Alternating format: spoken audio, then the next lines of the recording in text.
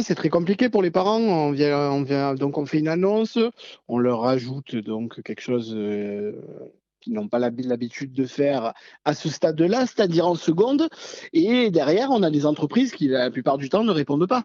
Donc, encore une fois, c'est une annonce avant d'avoir mis les moyens nécessaires pour que cela fonctionne. On en a un petit peu l'habitude, le gouvernement est un peu coutumier du fait, le ministère de l'Éducation nationale notamment.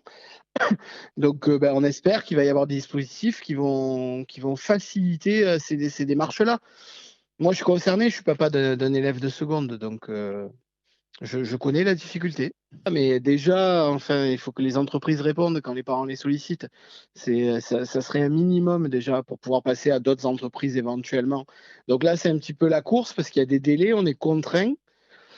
Et c'est dommage, voilà, que des outils apparaissent tardivement parce que ça met tout le monde en situation de stress. Et je crois que c'est le but, c'est tout le contraire en fait. Ce qu'il faut faire, notamment pour les élèves de lycée qui ont déjà eu pas mal de contraintes quand ils étaient au collège avec la crise sanitaire, tout ce qui en a découlé. L'objectif, c'est de pacifier, de tempérer et d'apaiser un petit peu les étudiants, les lycéens, les collégiens, et pas en mettant des contraintes supplémentaires avec en plus la contrainte temporelle voilà, d'être obligé de faire vite. Et on sait que quand on fait vite, on ne fait pas bien. C'est sûr qu'avec un petit peu justement, le stress supplémentaire comme vous le citiez tout à l'heure, pour les parents, pour les enfants, de trouver un stage parce que c'est vrai que c'est pas facile. Du coup, si tout le monde n'a pas de chance à avoir un réseau justement et à trouver un stage, est-ce qu'il y a est-ce qu'on vous a proposé, est-ce que les parents, on leur a proposé autre chose pour les élèves justement? Si Non, par exemple non? sincèrement, non. C'est encore une fois dernier servi, hein, j'allais dire, au niveau des familles et des parents d'élèves. Moi, ce que je relève, c'est faire un stage pour occuper les gamins. Bon, ok, ça a pu surprendre, mais on va dire pourquoi pas. Après, la question, c'est le lien qu'il va y avoir entre le stage et le futur métier des élèves. Le vrai sujet pour nous, il est là en fait. Parce que qu'est-ce qu'on fait? Si on écrit une centaine de courriers à une centaine d'entreprises, qu'elles ne répondent pas, on va aller taper en fait dans nos familles, nos proches, pour savoir qui serait susceptible pour occuper le gamin pendant une certaine période de le prendre en stage d'observation.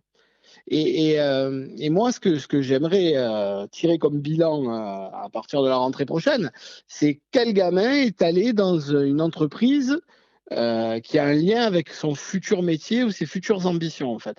Pour moi, le vrai fond du problème, c'est ça. Parce qu'occuper un gamin au mois de juin, ok, on peut savoir faire ça. Mais il faut qu'il y ait un véritable intérêt dans l'avenir de ce lycéen. C'est là que je suis dubitatif. Et aussi peut-être que, alors je ne sais pas, je ne connais pas personnellement justement les périodes de stage pour les lycées professionnels. Il y a peut-être aussi un peu une concurrence qui peut se mettre en place justement avec des élèves de seconde qui veulent qu'obligatoirement on leur impose le stage et puis des élèves qui justement sont en bac professionnel. Il risque peut-être aussi d'y avoir un peu concurrence.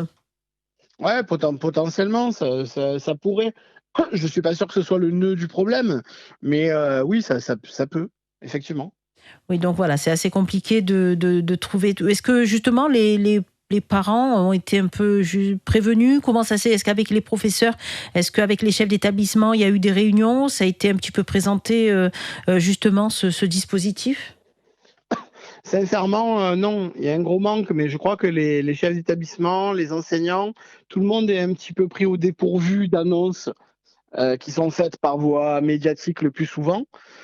Et on est obligé de s'adapter en fait à certains communiqués, à certaines décisions sans que ça ait été préparé en amont. C'est ça qui est embêtant. Les ministres se succèdent. Là, du coup, il y en a pas mal qui sont succédés ces derniers temps.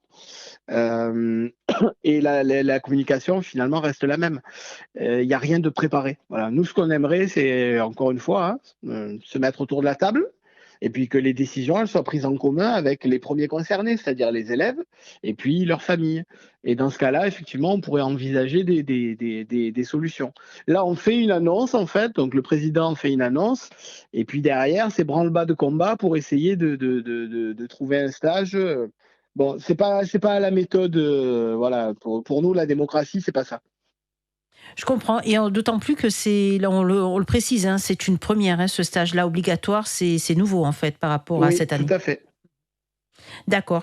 Eh bien, écoutez, merci beaucoup, Monsieur Merlino. Merci d'avoir répondu à mes questions. Ben, voilà, écoutez, en espérant, on fera peut-être un petit bilan. On verra un petit peu, justement, Ah, si vous avez des volontiers, ouais. retours. Hein, si vous avez des retours aussi de votre côté, de savoir un peu, justement, pour les premières connexions, les premières semaines, comment ça se passe, Mm. parce que c'est vrai que ça va vite. Et puis Mm. après, voilà, il y a tout qui s'enchaîne entre examens, vacances et tout le reste. C'est Eh oui. compliqué. Ouais, je comprends. Bon courage. Merci beaucoup, Monsieur Merlino. Merci. Merci. À Bonne journée bientôt. à Au vous. Au revoir. revoir.